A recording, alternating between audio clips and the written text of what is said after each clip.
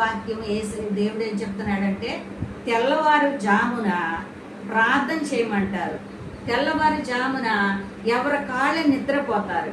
ఒకవేళ అందరూ నిద్రపోతున్నారు కదా అని చెప్పి గట్టి గట్టిగా ప్రార్థన చేశారనుకో, ఇప్పుడు పడుకున్న వాళ్ళందరూ ఏమవుతారు? నిద్రలో నుండి లేచిపోతారు. ఇప్పుడు అందరికీ 4-5 గదులేమి ఉండవు. ఆ రోజుల్లో ఒక్కింట్లోనే చాలా మంది ఉండేవాళ్ళు. మరి వాళ్ళు ప్రార్థన చేసుకునేవాళ్ళు. ఒక సపరేట్గా వెళ్ళి చక్కగా విజ్ఞాపన ప్రార్థన.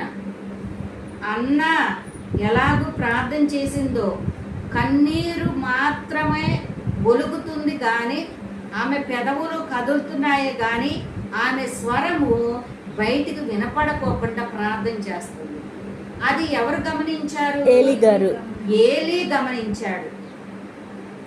ఏలీ, యాజకుడైనటువంటి ఏలీ అన్న ప్రార్థన గమనించినప్పుడు, యాజకుడే గమనించినప్పుడు సమస్తము చూస్తున్న దేవుడు, హృదయాలను పరిశీలిస్తున్న దేవుడు నీ ప్రార్థన, నీవు నోట్లో చేసుకున్న ప్రార్థన ఆలకించడా?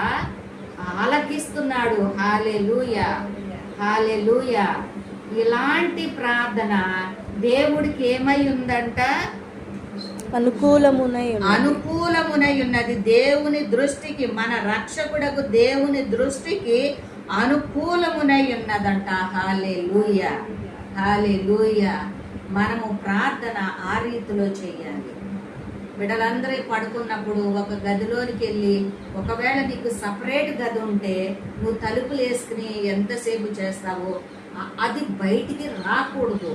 కొంతమంది మరి చేసేటువంటి ప్రార్థన, గొల్లుతో చేసే ప్రార్థన చుట్టుపక్కల వాళ్ళందరూ కూడా విని ఏంటి ఇలా ఏడుస్తున్నారు? నీకొచ్చినటువంటి వేదన, హృదయ వేదన ఎలుగెత్తి ప్రార్థన చేస్తావు. కానీ అది కూడా మనం చూసుకోవాలి. అందుకని క్రమముగా మనం ప్రార్థన చేసుకోవాలి. ఒక క్రమమైనటువంటి ప్రార్థనలో దేవుడు అల్లరికి కర్త కాదు కానీ ఆయన మనకు మరి మర్యాదగాను క్రమముగాను ఎవ్వరికి కూడా ఇబ్బంది లేకోకుండా ప్రార్థన చేసుకునేటువంటి విధానమును దేవుడు బైబిల్ గ్రంథంలో ఎన్నో రకాలైనటువంటి ప్రార్థనలు ఇక్కడ చెబుతున్నాడు కదా. మరి విజ్ఞాపన ప్రార్థన, మరి యాచనల ప్రార్థన, మామూలు ప్రార్థన, కృతజ్ఞతాస్తుతులు చెల్లించే